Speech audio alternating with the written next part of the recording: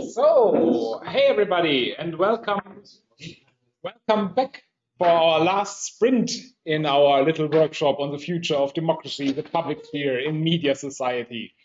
We will now go into our last stretch for today with a little discussion on our podium here on the issues we discussed, on the problems we discussed, on the things we are about to do, not only discussing problems, maybe finding solutions to the problems we discussed here, and maybe take a look into the future.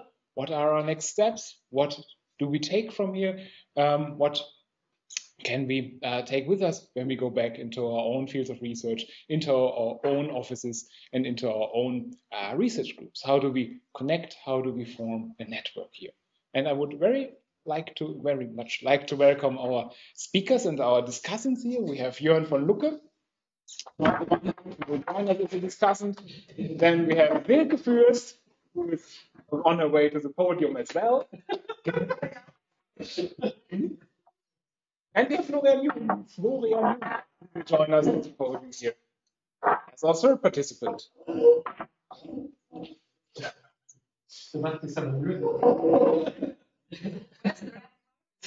Yeah.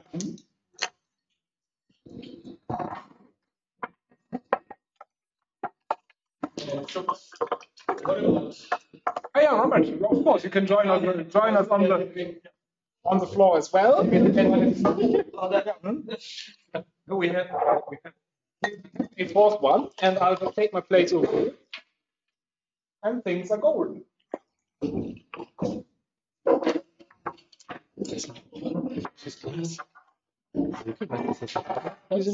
Yeah. So, Rob, you can use this. Yes. Yes. Okay.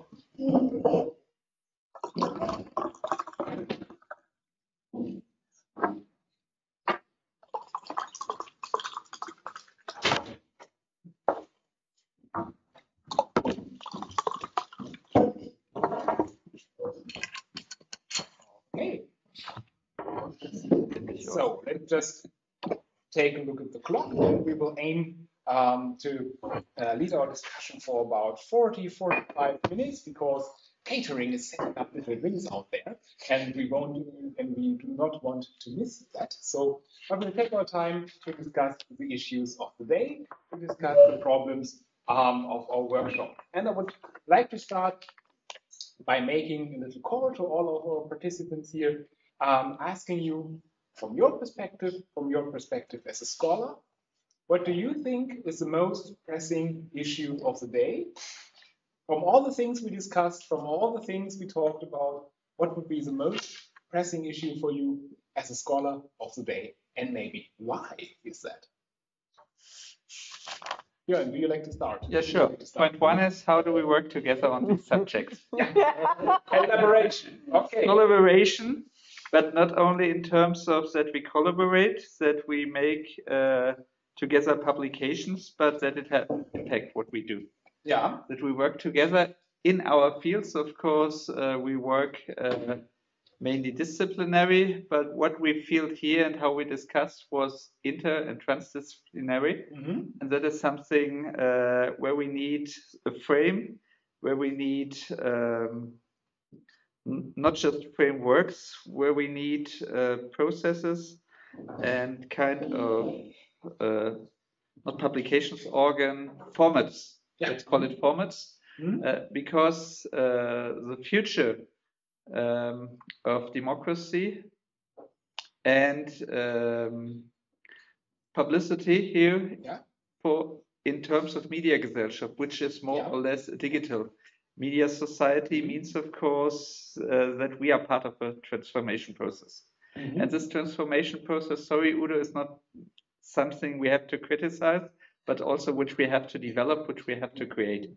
Yeah. And so it's very important that we combine traditional research points from the social sciences as well as from the design sciences to create, to co-create, to co-design the future that we will have in the end something where we not just only angry all about, dear Udo, but where we have something which fits to us as society, which fits to us as human, maybe also as scientists, but which fits to the society we live in, and to the frame we live in, to the German Republic we live in, but also to the European Union and the world, due to the fact that the internet, and this has something to do, of course, with this digital transformation process.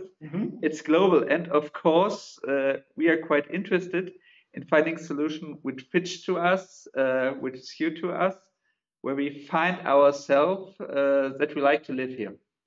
And we have a lot of countries outside in the whole world where the people who are in charge, we might call them authoritarian leaders, we might call them not so democracy-like leaders, have different ideas of what the future will be, and ideas what the role of citizens is, what the role of civil society is, what the role of companies is. And from our point, and something we heard in the morning, democracy might be the best way, but it's not sure that democracy is there. And it's up to us to work for democracy. There's a very good story why we have to engage, why we have to do something. And if we can help to further develop state, society, media, and helping with a lot of different tools that we have, or formats, or format processes to design this future, then it's up to us to do it. Because if we don't do it, someone else will do it. And if someone else does the design process for us, without us, we won't like it. Okay. To keep it short, the most pressing issue, I think, for me is really to ensure the necessary funding of journalism and thereby enhance news quality, political participation, and strengthen democracy. Okay, so we have strong plea for the economic side of journalism here, and for finding ways of financing journalism that it actually leads to the fostering of democracy and takes it as the basis for public deliberation and all the attached things. Thank you. Robert, what would be your take on the most pressing issue of the day? Sure. Well, I'm going to actually sort of bounce off a couple of the 2 points that were made before. Firstly, about design, I completely agree with that, and I think the idea of an interdisciplinary sort of teams working on solutions, so it's social scientists, design people, computer scientists, I think that is great. For someone like myself, I'm very much interested in tools that can maybe inform people about the information environment in which they're operating. So with a colleague, Matthew O'Neill at the University of Canberra, we made a submission to an Australian Senate inquiry into foreign interference on social media. And one of the aspects of our submission was about the social media as an information environment and how people can be operating on social media not necessarily well informed about the nature of the environment in which they may be on Twitter communicating with other users. And so the context that we discussed this in was in the context of a referendum that occurred in Australia last year with regards to what was known as the Indigenous voice to Parliament. So it was about a change to the Australian Constitution that would give greater emphasis to the voice of Indigenous Australians in relation to policies that would affect them. And this was a highly polarising issue in Australia. In the end, the referendum was not supported, and so it didn't go through. But it was highly polarising, and a lot of the polarisation was on social media, and it was quite I think, for Indigenous people in Australia, but also for other Australians who are I guess supportive of Indigenous rights. It was quite a depressing outcome that this referendum was rejected. But the vitriol and the sort of the negative campaigning that was occurring online was quite concerning, and misinformation. And so this led us to think, we use this as an example of where tools that could help inform people about the nature of the information environment in which they are operating would be quite useful. Whether or not they take notice of what these tools are saying, but it could be like basically measures of to what extent are you in a diverse information space, or are you in an echo chamber? I mean, I'm putting it in a very sort of simple terms. So I think that would be, that's an important thing, and I guess that relates to the 3B project that we've been talking about today. But the thing about design I wanted to mention, so, you mentioned about how, countries, it's important for them to have a say over the sort of, to shape the information environment such that it fits the country and how the people in the country want to live, rather than it being sort of in some ways imposed from outside. And I think a country like Germany, which is large economy, has much more of an ability to do that than a country like Australia. Like, we're big country geographically, but quite a small, medium-sized economically. And so I think we tend to be at the mercy of the digital, international, the big tech giants. We kind of have to sort of fit with what they want. And this is, but I think in Australia, so the point I wanted to make about that is that there's, no matter how much we might push back against the policies of these digital platforms, Australia doesn't mean that much to them in terms of their bottom line, and so they're just going to roll out what they want. But I think in some ways Australia has been taking a very active role in sort of fighting back against the digital platforms, and this actually brings me to my next point in response to Silke about the funding of journalism. This is something that I feel like I'm doing a bit of flag waving here about Australia, but I guess I'm here to bring something different to the conversation. Australia implemented what's known as the Media Bargaining Code, and it was passed into law, I think, maybe 2 years ago. And what it does is it forces the social media platforms who are making use of news that's being produced locally by Australian news organisations, it forces them to come to the bargaining table to actually work out a payment scheme so the journalism is getting funded. Because as we all know, there's been such a massive change in journalism over the last 2 or 3 decades, where in Australia it used to be referred to as rivers of gold. Like, the newspapers had these advertising, the revenues were so significant, not just the newspapers, but the TV and radio as well. And of course, with the rise of social media, these flows of advertising have moved well away, and they're going towards the tech giants. And so this has had a huge impact on the funding of journalism. And so Australia really was very strongly pushed back against that with this media bargaining code. When it got to the point of being implemented in law, Facebook basically said, we're not going to play with this, and that they were threatening to pull their news to pull Australian news content off their platform.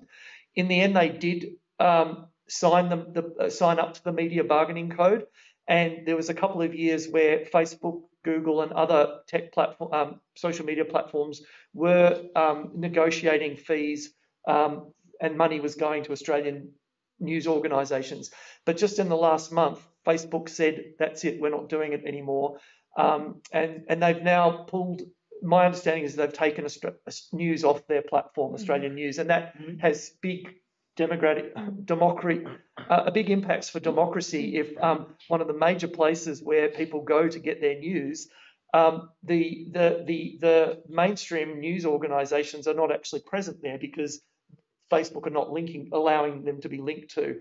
And so I think that has what's now being argued is, well, if to the extent that misinformation is a problem that's being created or at least enhanced by social media platforms, then they need to be acting responsibly by allowing authoritative news voices to be present.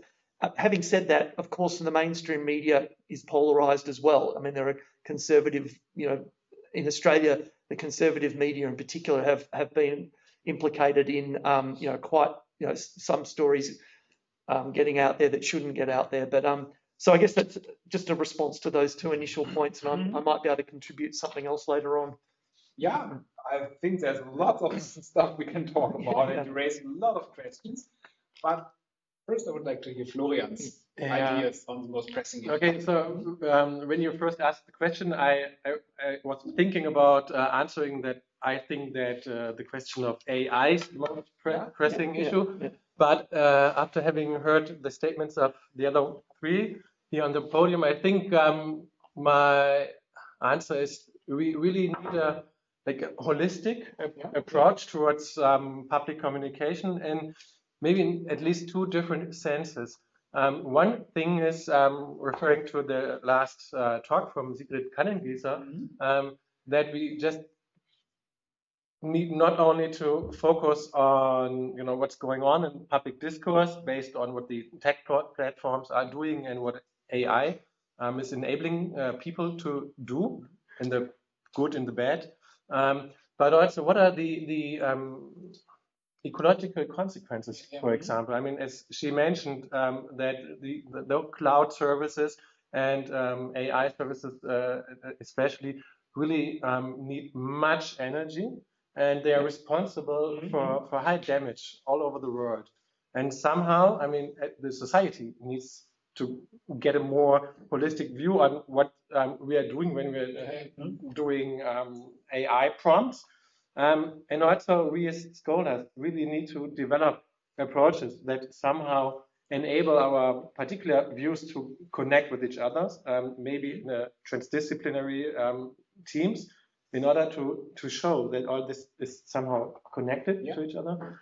And the other side of this argument for a holistic approach is focusing on what one might call the infrastructures of public communication, and all the different phenomena we are discussing about have to do with infrastructural changes of the of public communication, both in a technical sense, but also in the sense of who are the actors and who are the the central nodes in the distribution network.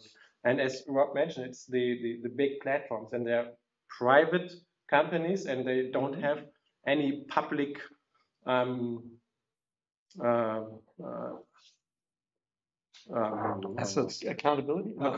Accountability, and I mean, in some sense, in Australia as well as in Europe, governments are trying to make them responsible, but not in a sense as the news media are responsible. And if we see how public infrastructure worked maybe 100 years ago, it was mainly developed and maintained by the state and not by public companies. And today we see what happens when this is not the case any longer. And it's not just with digital media, and we see it with transport systems as well, and energy systems as well. So we really need to take a look on public communication in terms of infrastructure, and then we need social debates if we really want these infrastructures to be run by private companies.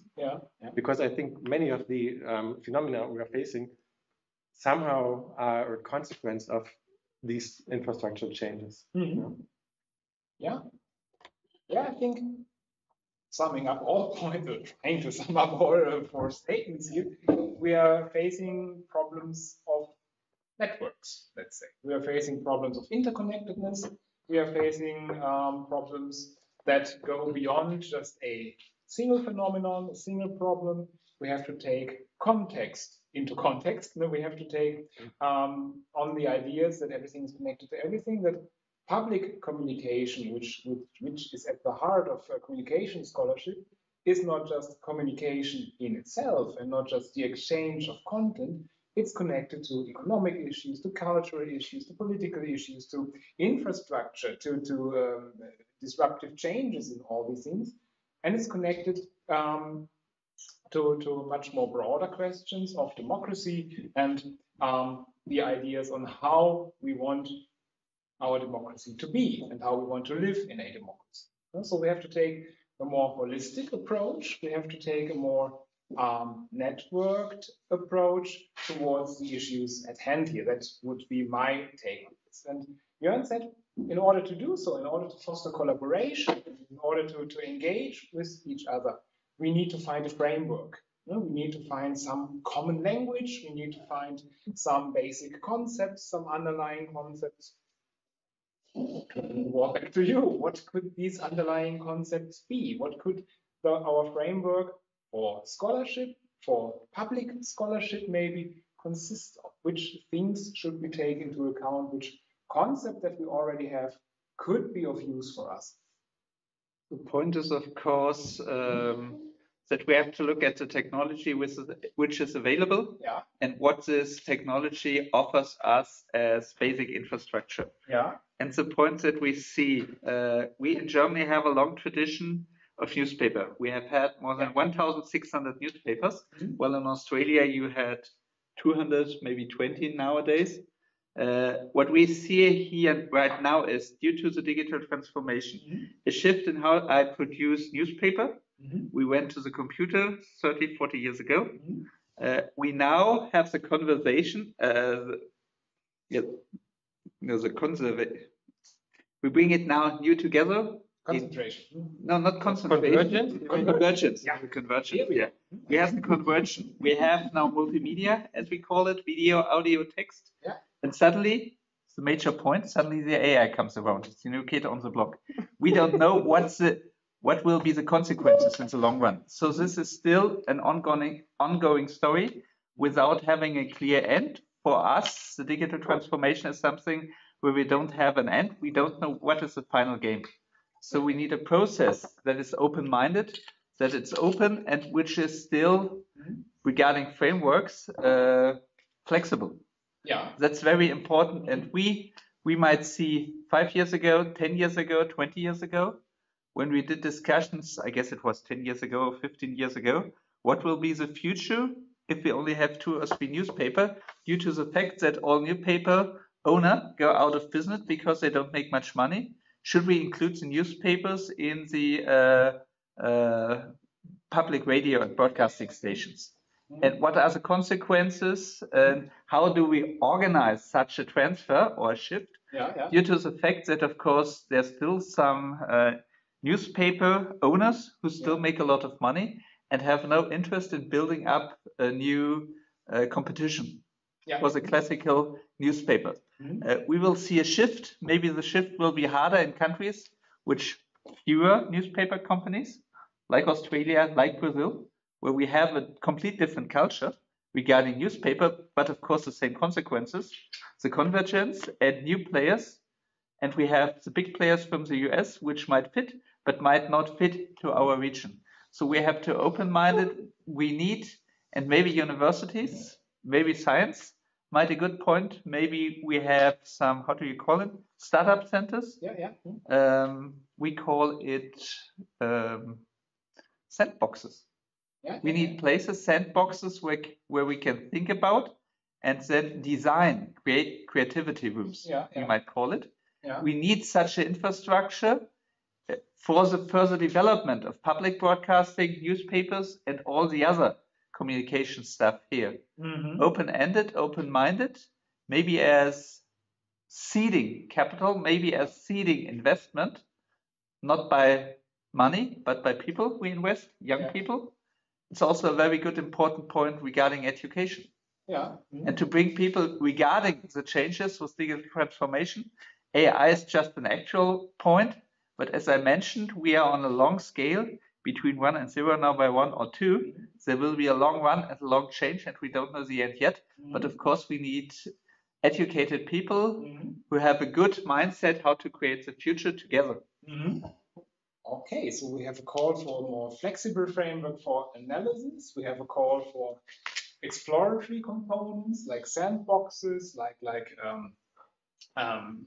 ways of just trying out how stuff might work, centered around the idea of technology, maybe media technology in that case. Yeah, okay, this would be one way to foster collaboration and to get the network idea into action.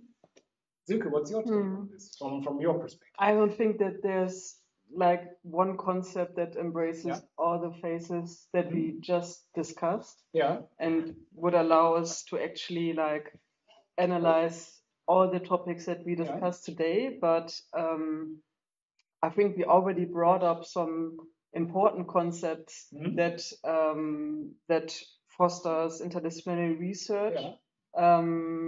And that is, for example, we talked about the concept of datafication, sustainability, of course. We have the concept of platformization.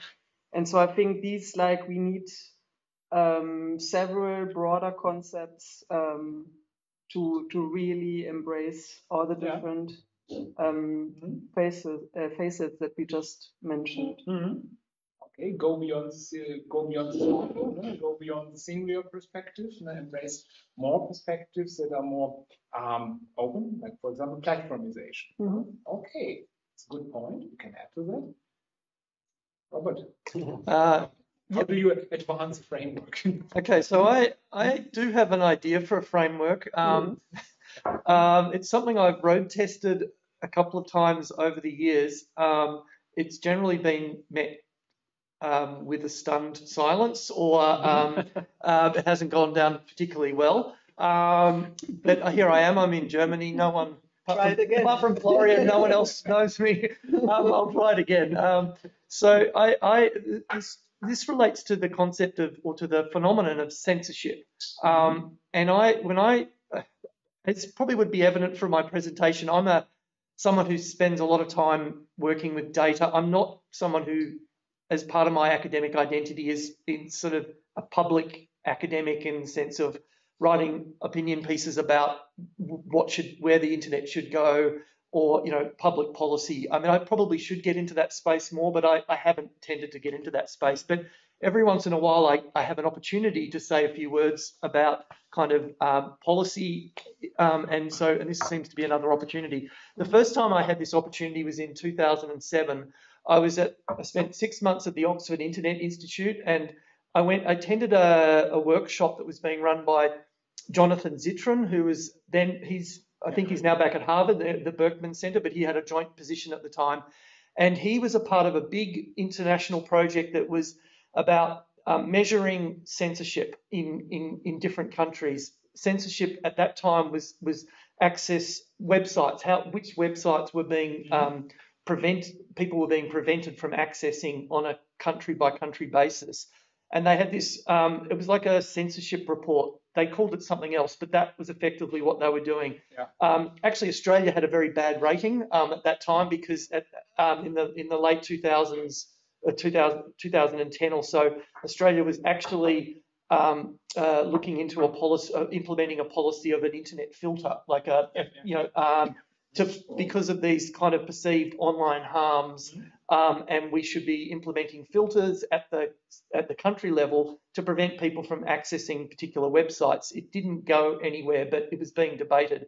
But this project were mapping censorship around the world, and the way they would do it is they would have people in different countries. These would be people, sort of civil society people, who would try to access different websites, and then if the website was blocked, they would record that. And these websites were to do with politics, to do with kind of sexual, content, to do with tools for sort of creating harm, like hacking tools and things like that. These different categories.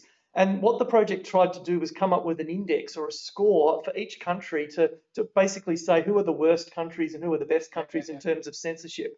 And the problem I had with what was going on, and I actually said this in the workshop, is how do you actually assess whether or not political content it's worse to censor political content rather than sexual content or content to do with hacking, And they didn't have a good answer to that. It was like purely value judgment. And so I tapped into my inner economist at this time, and I thought, well, censorship is, in some ways, it's a necessary evil in the sense that there's always going to be material that some people regard should be censored, and it depends on a country by country basis. Certain things cannot be made public.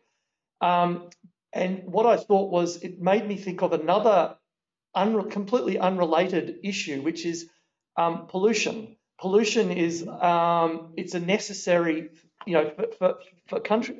for us to advance in society. We need to have development, and that leads to production of carbon. Yeah. And of course, we're now in an era of reducing carbon emissions. But back in a couple of decades ago, and maybe to today, there is this phenomenon called a carbon pricing scheme, whereby industries that have to pollute, they have credits, and that allow them to pollute, and they buy the credits from other industries that are able to adapt their technology so that they can reduce their pollution. And essentially, there's a carbon trading scheme that allows the industries that need to pollute, and the ones that can adjust, they don't pollute. And it leads to, in economic terms, a socially optimum level of pollution or carbon emissions. And so my idea, getting to that idea, is maybe we could implement something like this for censorship, in the sense that we actually come up with a pricing scheme for censorship, market-driven, and there would be some content that no one is going to defend.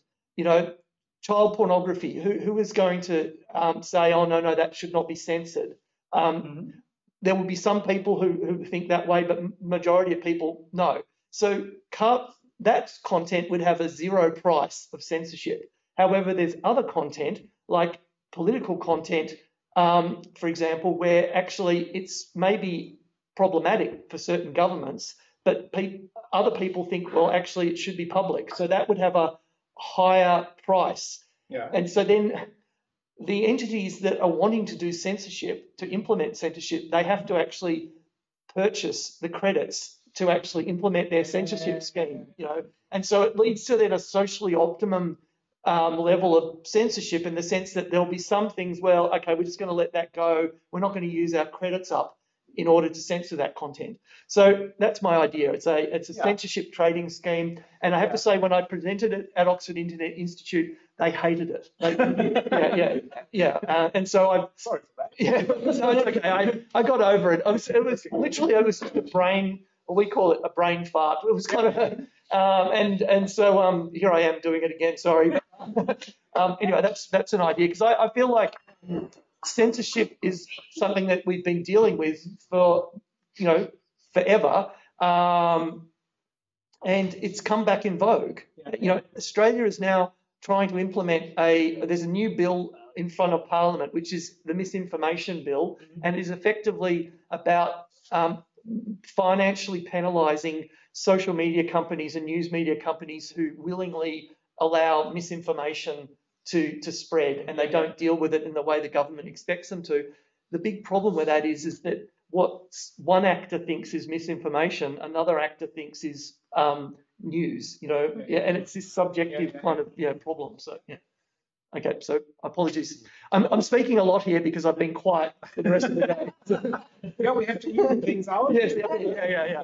I want to earn my the drink that's going to be out there. So, Okay, no, but I think your point raises another question of more of these upstream problems. When we think about democracy, when we think about the public sphere, we think about an undercurrent of things, of issues that we don't really discuss, but we have to talk about freedom of speech. We have to talk about these underlying values, ideas, norms that actually make the public sphere happen and allow the public sphere to be. And we haven't discussed this today. Maybe we didn't find any future issues when we did our brainstorming. Maybe this would be one thing.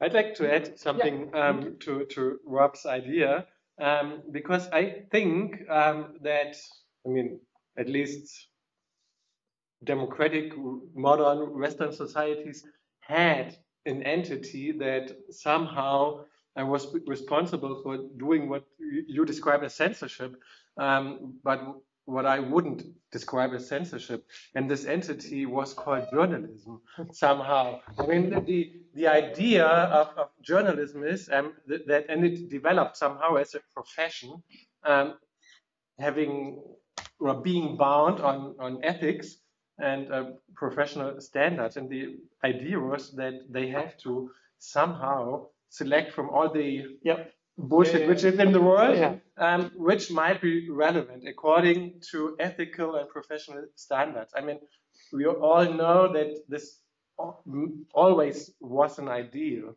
but somehow this was this was the idea, and it shows us that journalism really has had, maybe still has or should have, I don't know, an exclusive social function. They had to somehow, select and frame and somehow reformulate what was going on in the world. And so the question is, do we really need this market-driven approach? And I don't know if it's really the best approach. No, I think it's quite difficult to implement. But the idea is, and this is what we experience today. And I mean, this is what this theorist of the public sphere, Jürgen Habermas, explored the last years. I mean, he became a fan of journalism, and he was a critic of modern mass media and also of journalism. And then being faced with the situation of the internet, this old man somehow developed his love for journalism. He said, "Oh, now I see what this social function and societal function of journalism was." And I was never really a Habermasian guy, but somehow I really can subscribe to this. And maybe just one more thing regarding your question about what are the approaches. I mean, I think we need heuristics which use the term networks, because I think the idea of networks is an idea that it connects different phenomena. So on the one hand, I think the heuristic of observing network phenomena is quite good for what we need to do. And also, and this is much older, systems. So I also think that we still need to go back to systems thinking. And we've got a tradition, and it's a very old tradition of systems thinking. And I also think that this could help us in order to make sense of the interconnected dynamics we are facing. But thinking in networks is like, this term is also very, very old, established by early sociologists, for instance, Albert Scheffler. But also computer scientists. But Scheffler goes way back. So now the point is, of course, if we talk about networks, computer networks, it's something completely different than social networks. And of course, the social science is looking more for social networks, while we, the design folks, looks more for computer networks. That's and true. Both, of course, are true. It could design the future. And for me, it was quite surprising to see, no matter how much we discuss, technology is there, people are using it. And of course, a lot of designers just made the things, didn't ask about the consequences. That's one of the reasons why we do these so-called Folgenabschätzung, impact assessments. When we design new things, suddenly we find not only in the data protective law, but also now in the AI law, that we have to think about the future. And two words are missing beside networks and systems: data.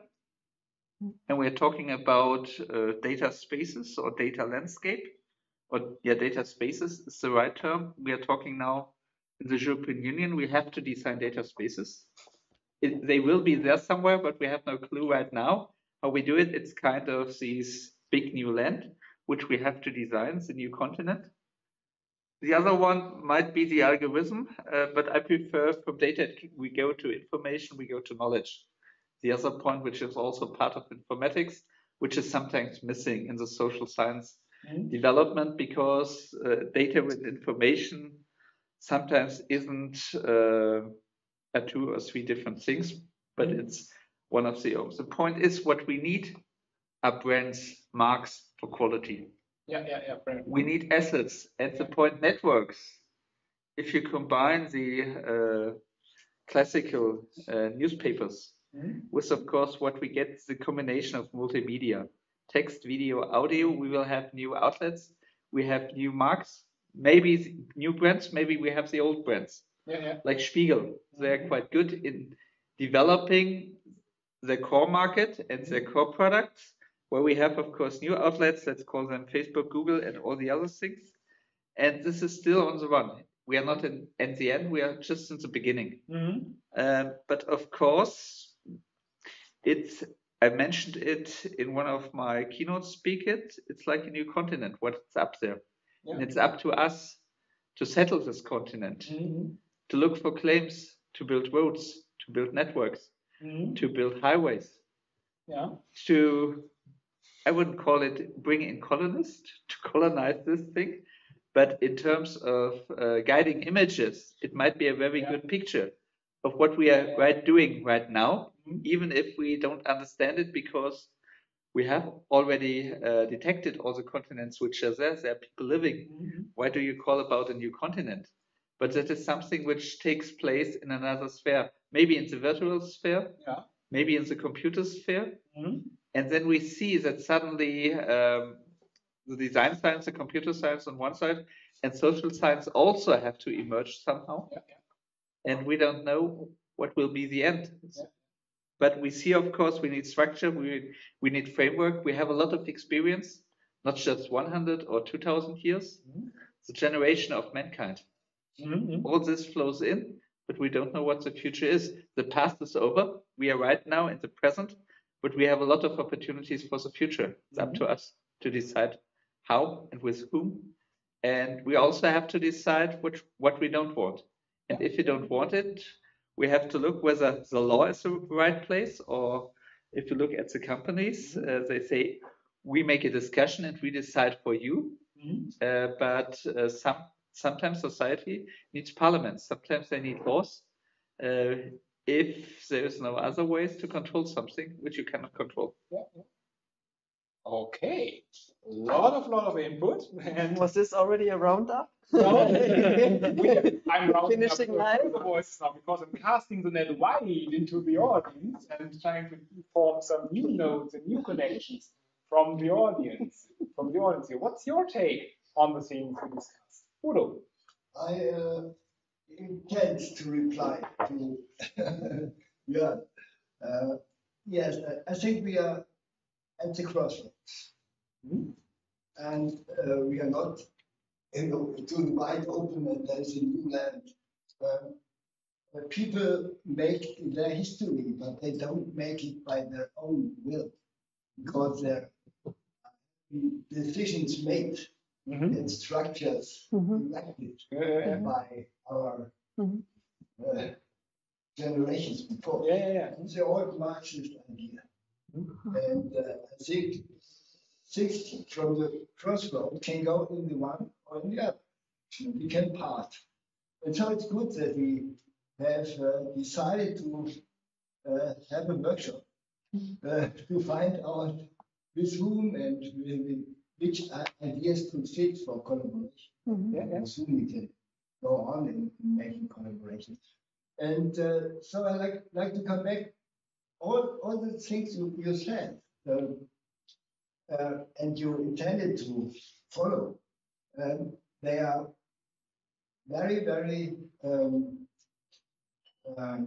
serious and wichtig, important. And so we must decide or discuss or analyze which theories can fit to dig deeper into material. And yes, and this is a bridge with Robert and your idea.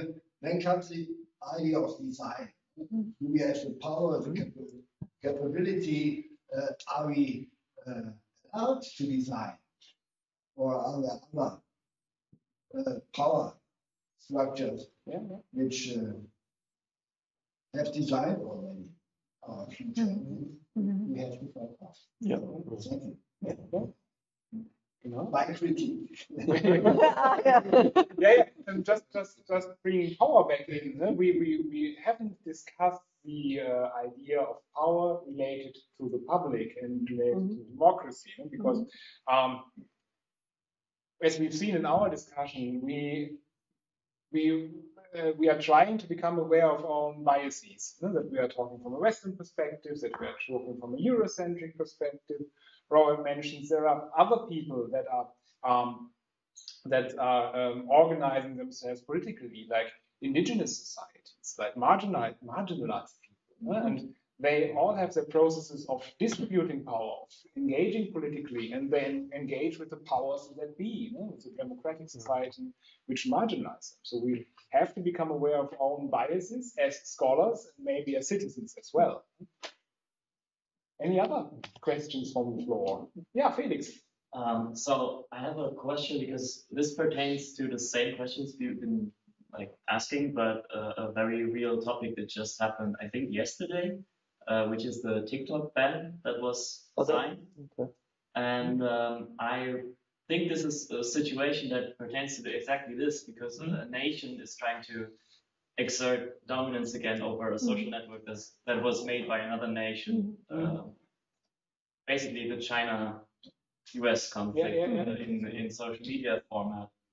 And we see the public is kind of turning against the decision even, because they've grown accustomed to using the platform in their everyday lives, and they don't like the stuff that I've read so far from from everyday users. Basically, there's no literacy in the sense of what vectors could be inside TikTok.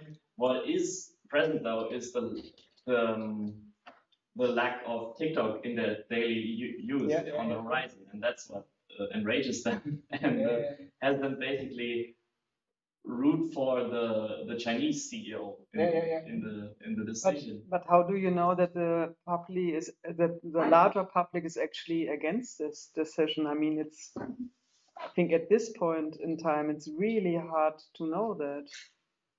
I mean, I can only go by view counts and stuff like that. So it's like. But I mean, what this example shows is that societies and or governments, they have the power to regulate what's going on. And I mean, there's definitely some geopolitics behind this decision. But besides this, it shows that it's possible to put pressure on these big firms and to re-engage in somehow regulating and somehow creating rules different from the economic rules which were the basis of the foundation of these companies. So, and on one hand, maybe it's a question of censorship, or one could somehow frame it as such, or a question of geopolitics. But on the other hand, it really shows there are chances to somehow think and also implement other designs of platforms. And I mean, since I'm speaking, I also wanted to bring up another point, and it relates to what was an essential part of your presentation earlier, and this category of news users that are called like news deprivated, as I recall. And I mean, on the one hand, we see, okay, it's very bad that they are news deprivated people, but we also need to take another look, I guess. Maybe they have good reasons for being deprivated, and maybe they have experienced that the media system is not really giving them what they need. And it's not only the media and the journalism, which became maybe bad journalism, or more bad journalism as it was before, but I think you mentioned this. There are also some socio-demographic things, and it's the same with people who are more likely to being appealed by authoritarian thinking. So there are some socio-demographic factors, and it's then also real experiences of these people. They are really deprived. And I mean, on the one hand, they experience that they have no power to somehow participate in important decisions of their life. But it's not just, how they experience this subjectively, but what they objectively experience. I think we need a bit more research definitely into that direction. Yeah. For now, we know that this is a growing number of people that are not that interested in the news. That mainly consume news via social media. Don't trust politics, are not that interested in politics. But we can't know for sure, like, what are their political preferences in detail, and what do they actually expect from the news media? What would it take to include them again within the media ecosystem? That's right. But since we had a podium here and thinking more broadly, I think it's quite important that it's also a political question. And regarding research about authoritarian thinking, it shows that people who really experience the chance to participate in social environments, for example, on their job, they experience that they somehow can influence how their job goes, or who experience that they can influence how politics are implemented at their in their federal state or on a local base. They are less keen to engage in authoritarian thinking. And I can imagine that this is similar with the media repertoire. So if you experience that, it makes a difference what you are thinking. And if you really participate, not just, being a audience that is interested in clicking, this also could change the situation. And this is a political question. And it's not, we cannot just, tell the people, you need more literacy, and make them responsible for being the deprived people. We also need to think about why it comes that they feel and experience deprivation. But this is a very important question, especially with the surprise of artificial intelligence. One of the talks I had last week was about our AI, why it's important that we as citizens engage in designing, co-creating and co-design the state AI, because we as citizens have to live in the state. And if this AI comes from someone else, we didn't accept the state. The point is, of course, this might be something which is very close to your observation, is how can we make sure that people can participate, can co-design, can co-create? AI, something which is so new, which is so complex, which even for us is something new, which we have to learn over the next 5 to 10 years. And of course, it's a society task to understand AI, to bring society, to bring the citizens in the opportunity, in the position to engage, to participate, to co-design these things. And AI might be just a word for something which means digital transformation in the long run. The point is, of course, we have to invest in people. We have to invest in literacy. We have to make sure that people understand that we don't talk in complex language. Easy to understand language, it's important. That we also include people who think, I don't understand it, it's too complex. Maybe they use my personal data, it's better if I'm closed. And we need a complete different approach in designing together the future, because it's very important that we as citizens are part of the story.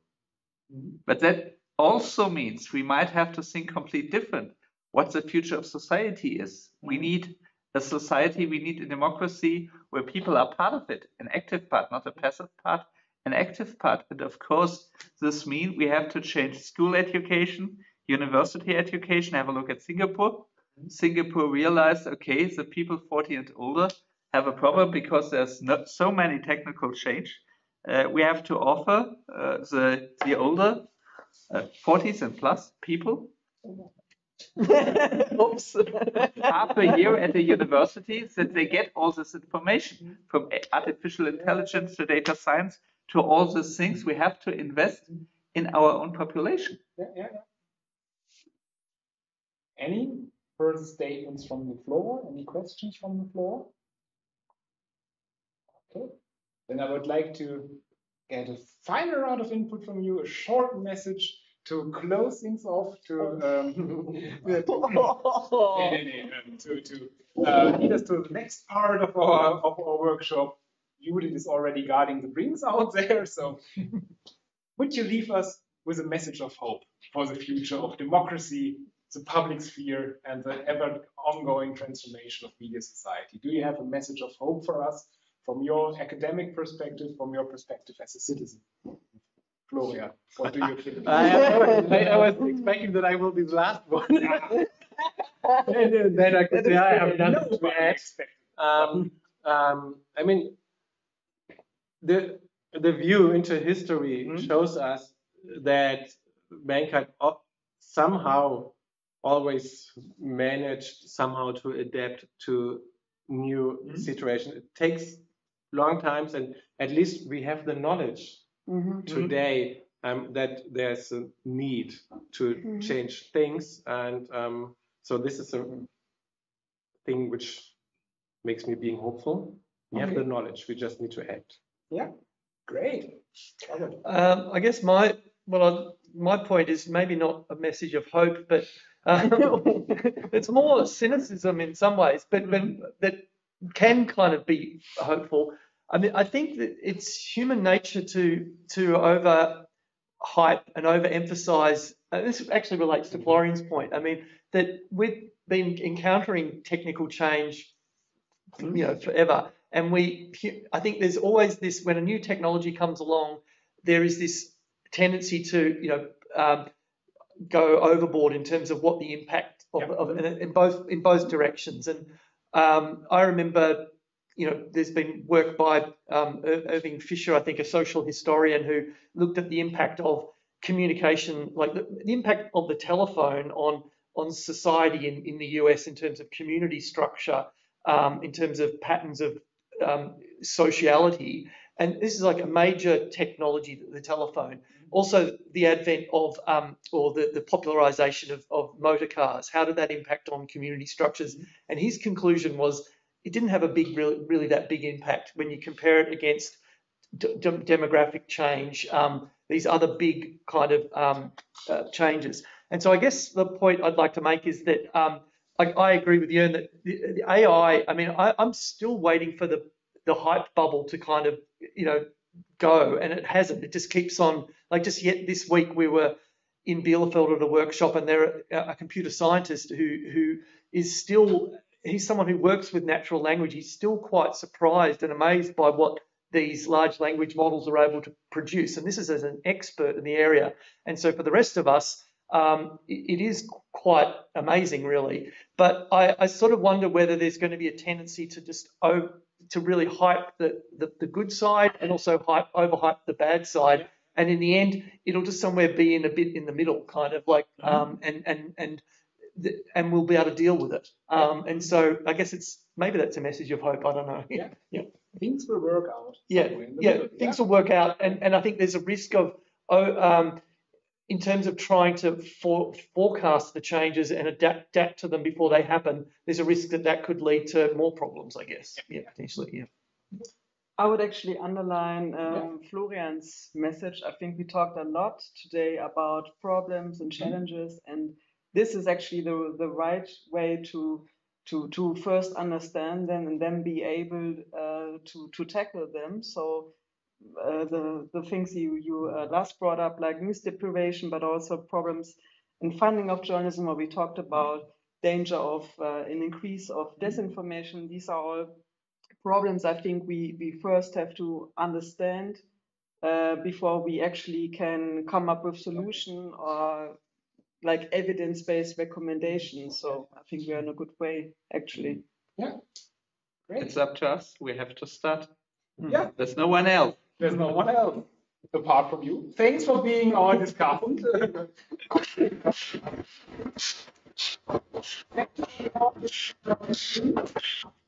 And one final thing before we have drinks, Udo gives some closing remarks on the future of the Center for Media and Society. Maybe of the future, with a little bit of our French.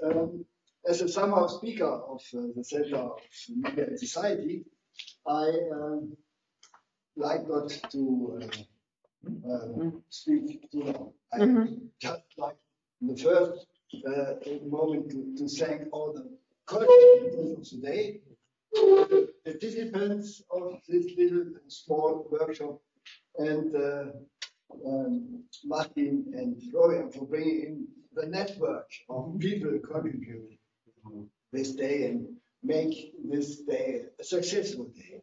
I think this is for the future of the center. We can keep on dealing with the ideas, the concepts, questions which are here on the table right in front of us, so that we will some follow-up with an annual on aspects, themes, topics which are in the center of our interdisciplinary work. So maybe we will see us again. I hope so.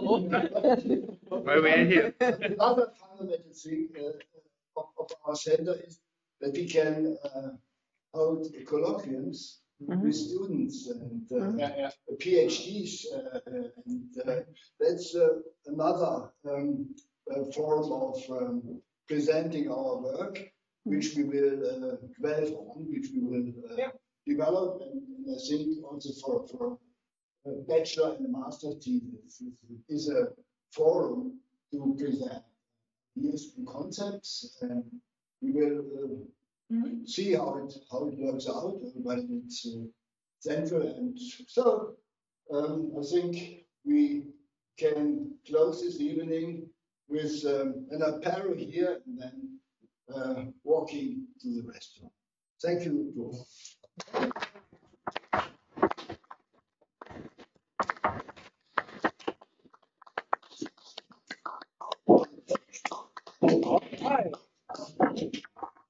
Let's relieve Judith from the guarding teams.